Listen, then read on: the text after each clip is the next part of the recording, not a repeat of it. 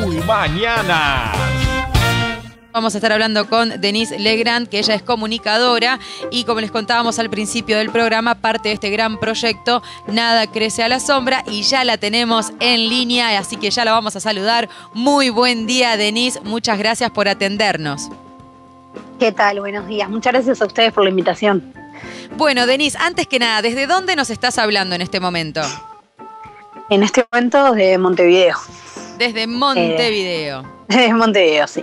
Bien, bueno, Denise, te contábamos cuando empezamos la comunicación con vos de que estamos hablando de salud mental con mucho respeto y aprendiendo también, trabajando y preguntándole a un montón de protagonistas dentro de lo que influye la salud mental, la buena salud mental, y en este caso queríamos saber cómo es el trabajo de Nada crece a la sombra desde este lugar también que imaginamos. Ya sabemos que la cárcel es un tema tabú, entonces mucha menos información podemos tener, o hasta el momento teníamos, sobre lo que ocurre con la salud mental dentro de las cárceles. Por eso, primero que nada, queríamos saber qué es Nada crece a la sombra.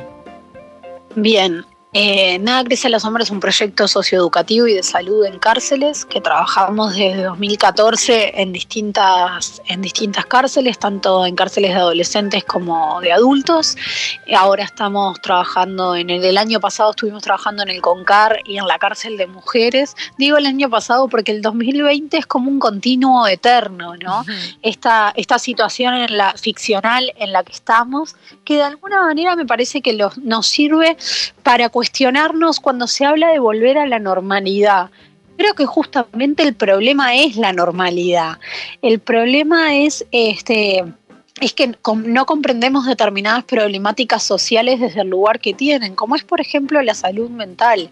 Sin salud mental, sin una correcta asistencia y una correcta contención de las problemáticas de salud mental, no se puede vivir, no se puede estar ocupando un lugar en la sociedad, no se puede desarrollar, y justamente todo eso se agrava mucho más ante la ausencia del Estado, que es justamente lo que vemos en las cárceles, por ejemplo, que es donde el Estado en realidad tiene una presencia absoluta, porque es una institución del Estado, pero a su vez tiene una ausencia prácticamente absoluta, y creo que eso habla bastante de cómo el Estado se relaciona con determinadas poblaciones y cómo también hay algunas problemáticas, como es el caso de la salud mental, que en realidad terminan siendo muchas veces causa y otras veces consecuencia del abordaje que se hace de las personas. Entonces, vaya si estaremos lejos de dar una discusión a la altura. Creo que si muchas de las problemáticas sociales que tenemos las abordáramos desde un punto de vista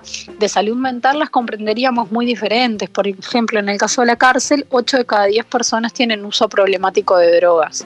A partir de ahí tenemos que dar una discusión clarísima sobre el uso problemático de drogas. Podemos darla siempre en una clave de persecución, como se hace históricamente, ¿no? Esto de hablar del combate frontal al narcotráfico y de tratar de ir hacia una línea de persecución. Ahora, si nosotros no trabajamos sobre las problemáticas de las situaciones de salud mental y lo único que hacemos es intentar perseguir este delito que está detrás, bueno, pasa lo que pasó en mayo del año pasado en el CONCAR, donde hubo 6 homicidios en un mes y todos tuvieron que ver con cuestiones asociadas al uso problemático de drogas. Uh-huh. Exacto. Y con respecto a toda esta experiencia que ustedes vienen juntando también al trabajar directamente en las cárceles, ¿con qué se encontraron a nivel de salud mental? Aparte de la ausencia del Estado, ¿sí? A nivel de las personas que están allí dentro, ¿cómo encontraron la situación de la salud mental dentro de las cárceles? Bueno, claramente en las cárceles uno de los principales problemas tiene que ver con las autolesiones, la ideación suicida y los intentos de autoeliminación. Son realidades que forman parte del sistema. Todo lo que tiene que ver con la autoagresión no solamente forma parte de una construcción con todo lo que significa la autoagresión, sino también de un mecanismo de manipulación para lograr que el sistema reaccione. ¿A qué voy con esto? Por ejemplo, una persona que en la cárcel le duele muchísimo una muela, por ejemplo, o tiene un ataque al hígado, o tiene cualquier problemática de salud que cualquiera de nosotros podríamos recurrir a un prestador de salud, en la cárcel no es algo que se trabaje muchas veces, o es algo que cuesta mucho que la institución reaccione. Entonces, ¿qué hacen las personas? Se cortan. Cuando se cortan no queda otra que prestarles asistencia. Entonces, a partir de una autolesión, logran el acceso a la atención de salud, que es algo muy grave. Uh-huh. Después también tenemos todo lo que tiene que ver, hicimos un diagnóstico de salud de todas las mujeres privadas de libertad en Uruguay, y encontramos un dato que nos asustó mucho, que nos preocupó mucho, que es que 1 de cada 3 mujeres pensó en matarse y 1 de cada 4 lo intentó. Y eso es algo que tiene que ver no solamente con la ideación suicida, que es algo ya de por sí riesgoso, sino el intento de llevarlo a la práctica. Y finalmente, otro dato que creo que es un dato muy llamativo y que tampoco parece llamar demasiado la atención en el afuera, es que entre 2019 y 2020 los suicidios crecieron 67% dentro de las cárceles. En 2019 hubo 9 homicidios y en 2020 hubo 15 suicidios, perdón. 9 suicidios en 2019, 15 suicidios en 2020. Es una situación que claramente es un indicador de una situación que se agrava, de una situación que merece un abordaje, y creo que justamente lo que hace falta es que comprendamos que una de las principales problemáticas devenidas del encierro y asociadas al encierro, tanto por la tipología de personas que están en el encierro como lo que genera, tiene que ver con la asistencia, con la salud mental y la necesidad de una asistencia integral a nivel de salud mental. ¿Y cuál es la respuesta? Porque es terrible lo que vos contás, ¿no? Que para que le presten asistencia médica tienen que lesionarse. Entonces, que me imagino que todas estas denuncias y todos estos análisis que hacen la gente que está laburando ahí tiene que llegar al Estado. ¿Y cuál es la respuesta para no accionar o para seguir estando ausente? ¿Hay alguna respuesta? Porque no hay prevención tampoco, me imagino. No sé si se trabaja desde algún lugar el abordaje de la prevención del suicidio, otro tema de que parece que no se puede hablar. ¿Cuál es la respuesta o cuál es la vuelta que tiene el Estado respecto a esto? ¿Hay alguna respuesta? Y más que una respuesta, creo que lo que tiene el Estado es un problema de no reconocer que se ha autoadministrado ese problema. En Uruguay estamos en 13.400 personas privadas de libertad, más o menos en este momento. Es una cifra muy grande, es un sistema penitenciario. Somos el país de América Latina que tiene más presos per cápita. 3.7 de cada 1.000 uruguayos están presos. Es una cifra muy alta, más alta que la de Brasil, que la de Venezuela, que la de Argentina, que la de toda América Latina, que la de Colombia, que la de lugares que viven realmente en entornos donde la criminalidad y la violencia tiene otras características. Y vivimos en un sistema penitenciario con esas características y sin una ponderación política del sistema penitenciario. El sistema penitenciario hoy en día, incluso después de la discusión de la ley de urgente consideración, después de las discusiones sobre todos estos años de legislación anterior, que fueron todos de agravamiento de pena, no tuvo un correlato en el engrosamiento del sistema penitenciario en tanto institucionalidad. Entonces es como que el sistema político, porque hay una gran responsabilidad del sistema político, lo que hizo fue agrandar las cárceles y plantearle a la población que las cárceles son la solución y generar una cuestión de confianza detrás de la institucionalidad penitenciaria, pero de ninguna manera ni reforzó, ni engrosó, ni le aportó respaldo al sistema penitenciario. Entonces, claro, después cuando vamos a cuestiones del día a día que tienen que ver con esto que vos me preguntabas, qué pasa con las autolesiones, qué pasa con la prevención del suicidio, qué pasa con un montón de problemáticas que hay que tienen que ver con enfermedades transmisibles y con enfermedades no transmisibles. Y bueno, y obviamente que no se pueden abordar. ¿Por qué? Porque se trabaja sobre la emergencia. Estamos hablando de un sistema que tiene unas 50 personas fallecidas más o menos por año. En los últimos 15 años, en los 15 años de gobierno del Frente Amplio, hubo 500 personas fallecidas en cárceles y no hubo una política asociada a cómo cambiar esa realidad. Ahora tampoco la hay y tampoco la habrá, ¿Por qué? Porque a mí la verdad que la cuestión de la violencia y la gestión de la violencia me parece que es algo que se hace muy poco. Y claramente se hace muy poco si no se comprende la realidad desde un punto de vista integral y aprovechando este momento como de la pandemia. Hay muchas cosas que tienen que ver con repensar la gestión y reducir los niveles de conflictividad y de violencia. Y con cuestiones que podrían ser absolutamente legales y que podrían reducir los niveles de tensión, como tiene que ver, por ejemplo, regular los teléfonos celulares. Estamos en 2021. Todas las personas que están en cárceles tienen teléfonos celulares, muchas personas, muchas cárceles ya lo habilitan legalmente, entre comillas, porque lo permiten, aunque la ley no lo permita. Pero la norma lo sigue prohibiendo, entonces eso que genera corrupción, genera tranza, genera violencia y genera una desconexión de las personas con sus familias en un momento tan importante como es este caso de la pandemia, donde estas familias son sin duda las más afectadas a nivel socioeconómico, pero también a nivel de todo lo que tiene que ver con los aumentos del encierro de toda la sociedad, porque los presos están cada vez más encerrados, pero también muchas familias están cada vez más encerradas, porque no tienen plata para el boleto, porque no tienen para comer, o porque no tienen trabajo, entonces, o porque se están cuidando también. Entonces, hay una cuestión que tiene que ver con adaptar las normas a esta época y adaptar las soluciones a los problemas de esta época. Creo que estamos muy lejos de eso. Y aprovecho para hacerte una pregunta a nivel personal, ¿no? Con esto que vos venís laburando hace tiempo. ¿Por qué crees que avalamos el encierro como solución? En la cárcel o, por ejemplo, como era antes en el hospital psiquiátrico, hablando también de la salud mental. ¿Por qué crees que avalamos todavía de que la solución es el encierro? Y porque es una forma de sacarte los problemas de encima. Las sociedades se organizan de tal manera como para que los integrados no tengan que consumir la fealdad. La fealdad, me refiero a esto como todo esto de la teoría de la belleza, la teoría de la fealdad. La fealdad tiene que ver con la pobreza. A los sectores integrados le molesta al pobre, le molestan las personas que de alguna manera tienen una extranjería en su propia ciudad, en sus propios pueblos, y llaman la atención y se genera todo lo que tiene que ver con con un rumoreo que lo que genera es la expulsión. A ver, pasa en Montevideo, pasa en Punta del Diablo, pasa en Rocha Ciudad, en Castillos, en todos lados. Se genera una cuestión de una presión social en que hay determinadas personas que no tienen el mismo derecho que tenemos los privilegiados de circular, de vivir y de que el Estado nos asista. Porque algunas personas vivimos siempre con un Estado que nos asiste, con un Estado que nos da alumbrado público, que nos da saneamiento, que recoge la basura, que nos habilita un hospital 24 horas, que nos permite ir a la escuela pública, un montón de cuestiones.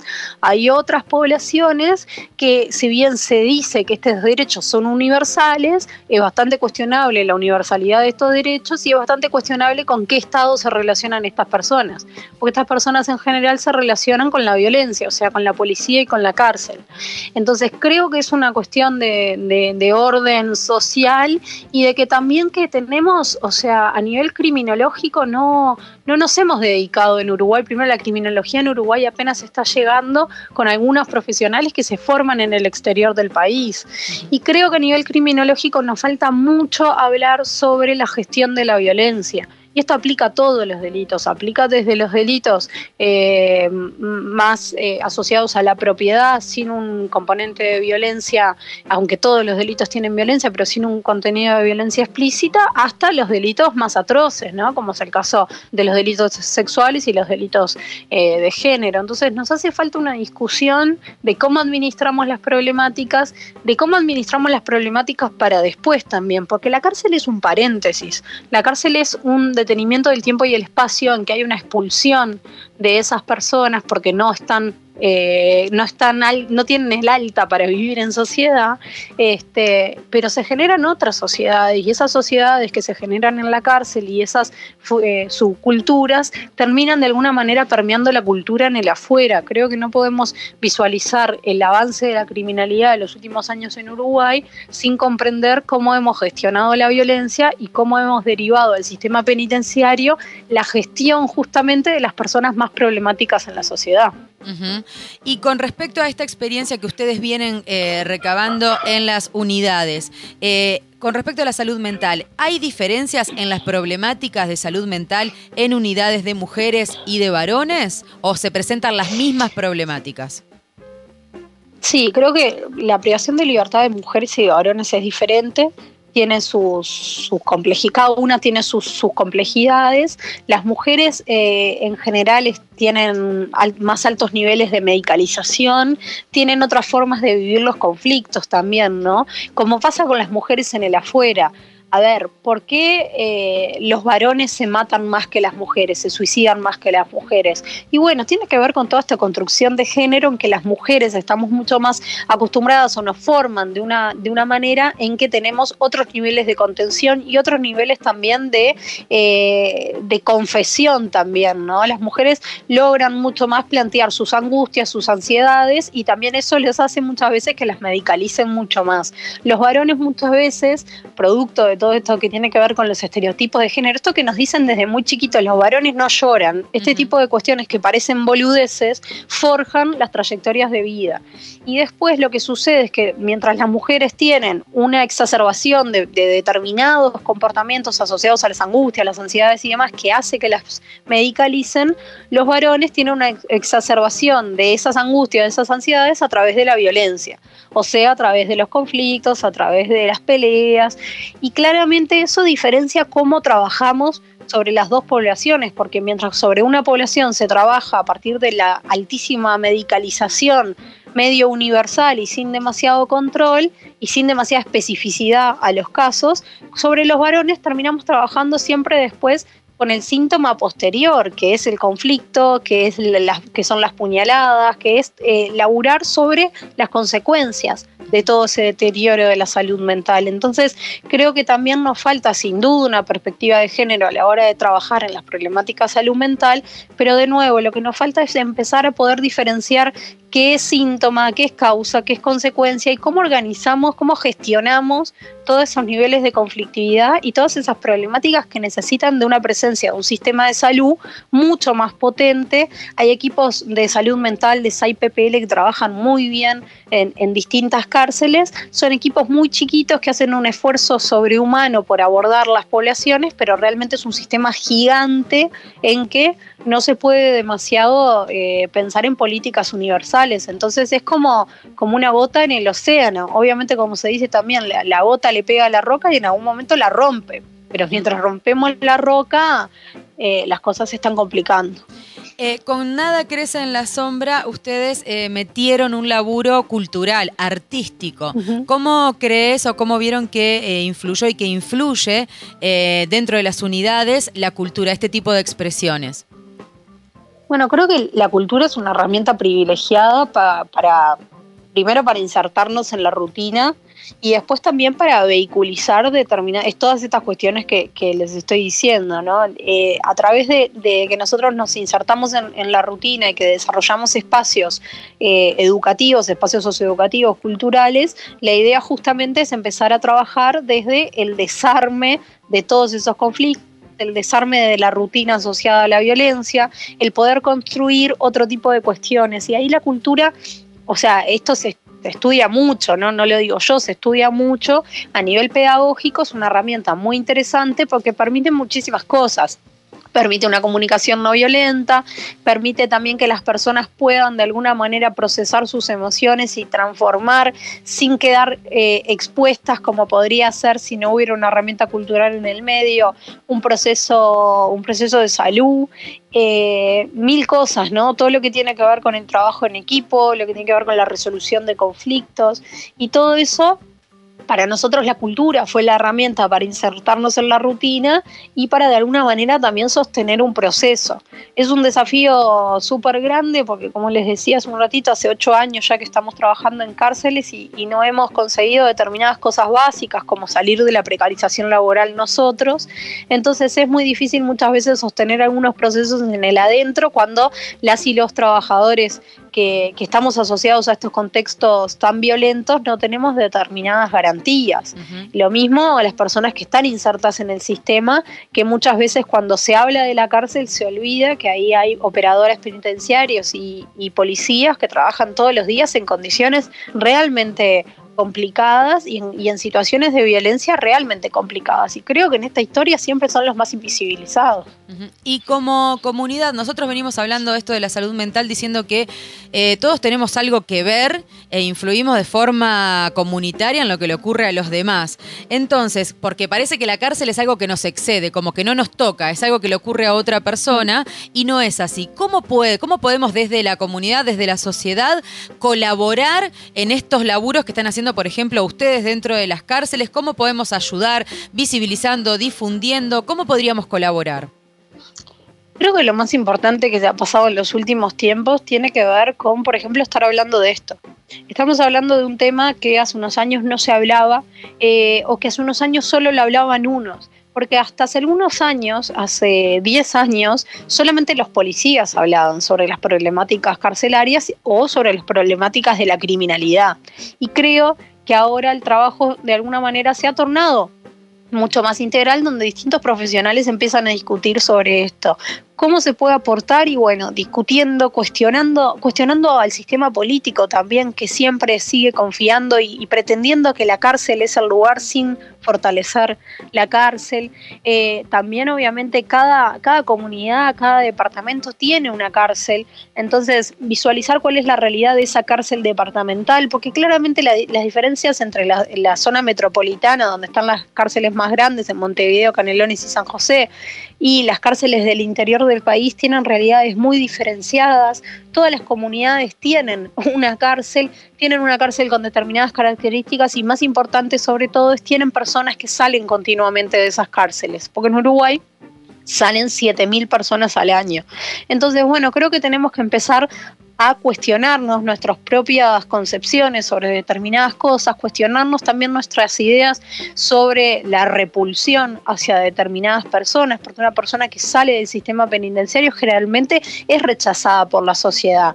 Entonces es muy difícil cuando vos estás haciendo un trance que es complicado de por sí, que tiene que ver con desaprender toda esa violencia que incorporaste durante todo el último tiempo que estuviste privado de libertad para volver a aprender a vivir en sociedad y en una sociedad que te rechaza. Entonces, tenemos mucho por hacer que tiene que ver con repensarnos en el día a día nosotros mismos y de alguna manera cómo tratar de construir puentes hacia otros caminos y tratar de dar debates a la altura. Creo que lo que más le tenemos que reclamar al sistema político es que genere debates a la altura y que deje de camisetear, porque los partidos políticos se han ocupado mucho de que este tema sea un tema para discutir desde la camiseta política de cada uno. Y me parece que así los que terminamos perdiendo somos toda la población que no formamos parte de lo político partidario y que entendemos que más allá de las diferencias políticas tiene que haber una estrategia común para sacar adelante esta situación y para que finalmente lo que mejore sea la seguridad. Porque cuando no trabajamos este tema, lo que se deteriora es la seguridad de todas y todos en el día a día. Y respecto a la salud mental, pero desde tu lugar, desde tu rol de comunicadora, también hubo mucha polémica cuando se dio a conocer que ibas a estar en el programa En la Letra Chica. Ocurrió un tuit allí polémico, súper violento también, una repercusión muy grande. ¿Cómo influye esto en la salud mental también, esta actitud social que estamos teniendo, que está explotando aquí en Uruguay, de tener esa impunidad de agredir a otra persona en las redes sociales porque sí, y no importa, bajo su nombre, su apellido, sin ningún problema? ¿Qué dice eso de la salud mental de nuestra sociedad? Creo que, mira, tenemos una cuestión de que tenemos como, siempre elegimos qué violentar, ¿viste? No me parece que sea algo azaroso. Y las personas necesitan descargar su violencia de alguna forma porque justamente hay como muchísimas frustraciones que no se trabajan en el día a día y que se terminan volcando de forma violenta. Esto pasa en el tránsito, en los estadios, cuando estaban los estadios, cuando vuelvan los estadios va a volver a pasar, y pasa mucho en las redes sociales, asociado en general a las cuestiones que le molestan a la sociedad. ¿Qué le molesta a la sociedad en este momento? Y bueno, le molesta a las mujeres que comunican, sin duda. Hace unos días María José Olivera Mazzini escribía en Brecha una nota súper interesante que se llama Las desautorizadas, la tituló Las desautorizadas, y tiene que ver con toda la violencia mediática que vivimos las mujeres que comunicamos. Entre ellos cuenta este episodio que ustedes estaban mencionando. Creo que es parte de la mala gestión de la violencia. La sociedad tiene mucha violencia, tiene una frustración y una violencia que no contiene, que no sabe administrar y que de alguna manera lo termina creyendo que tiene la capacidad de vertirlo en cualquier lado. ¿Por qué para mí en redes sociales es importante dar una respuesta a determinadas cosas? Porque no vale todo. Y porque la impunidad y esa cuestión de construir una idea, nosotros creemos que no existe, pero yo creo que hay que enfrentarla de maneras pedagógicas. No es vos me insultás, yo te insulto, vos me agredís, yo te agredo, sino que es tipo, che, esto acá no va, y hasta acá. Y parte de decir no nos callamos más, parte de decir no va más, y parte de aprender a gestionar la violencia diferente tiene que ver con una construcción pedagógica. Entonces creo que toda esta cuestión también de los feminismos y demás, que emergen cada vez más en el último tiempo, tiene como reacción un antifeminismo. Creo que las violencias de las personas de alguna manera se atraviesan por lo que no quieren ver o por lo que los desafía. Creo que hay mucha gente también hoy en día que lo que tiene miedo es de perder el poder, de perder el lugar de privilegio y de perder el lugar de que su voz sea la única que se escuche o que su voz sea la que prime en las comunidades. Entonces determinadas personas dicen A, y esto pasa mucho más en las comunidades pequeñas, como muchos pueblos del interior, y ese A no se cuestiona. Y estamos en un momento en que hay que cuestionar todo, porque justamente estamos en un momento en que nos plantearon un mundo ficcional asociado a una pandemia que tiene que ver con que cambió todo, cambió la forma de circulación y demás, y que lo que ahora tenemos que cuestionar en realidad está la vacunación, hay un montón de propuestas faltan muchísimas propuestas económicas y sociales para ver cómo vamos a volver a esa normalidad y vamos a mitigar los efectos de esta pandemia, pero creo que justamente el problema es la normalidad. El problema es que como sociedad nos estructuramos de una manera sumamente desigual y que hay determinadas personas en la sociedad que son violentadas y otras que son violentadoras. Entonces tenemos que empezar a desarmar un poco esas formas y tenemos que cuestionarnos todo. Y parte de eso es intentar generar amedrentar a las personas que comunicamos en ese sentido. Entonces creo que la violencia en las redes sociales que ustedes plantean, sí, bueno, es lógica. No esperaba otra cosa, pero creo justamente que no nos van a parar ahora y que no es algo que mueva la aguja, ni es algo que pueda generar un deterioro en la salud mental, sino que hay que comprender que todos los cambios sociales implican violencia, porque todos los cambios sociales se han dado a través de la violencia en la historia, y que bueno, la violencia hay que aprender a gestionarla y hay que aprender de alguna manera a dar la vuelta y generar una cuestión pedagógica alrededor de todo eso. Pero la sociedad va a avanzar porque no se puede parar el avance de la historia. No se ha logrado parar el avance de la historia en toda la historia de la humanidad, no se va a lograr ahora, donde hay determinadas cosas que empiezan a cambiar. Por ejemplo, que estamos hablando ahora de salud mental. Uh-huh. Denise, la verdad, no te imaginás lo importante de tus palabras para nuestra comunidad también en el día de hoy, en esta semana, que se está reflexionando sobre muchas cuestiones acá en Punta del Diablo y no se hablaba tampoco de muchos temas acá. Entonces, tus palabras, hablando también sobre la violencia y sobre la salud mental, no te imaginás lo importante que son para nosotros hoy. Así que agradecerte este rato que te tomaste con nosotros, que sepas que Radio Ulmá está abierto cuando necesites y si en algún momento andás en Punta del Diablo, te esperamos por acá, por el estudio. Bueno, muchísimas gracias a ustedes y siempre a las órdenes. Ulmá. Radio Comunitaria Punta del Diablo.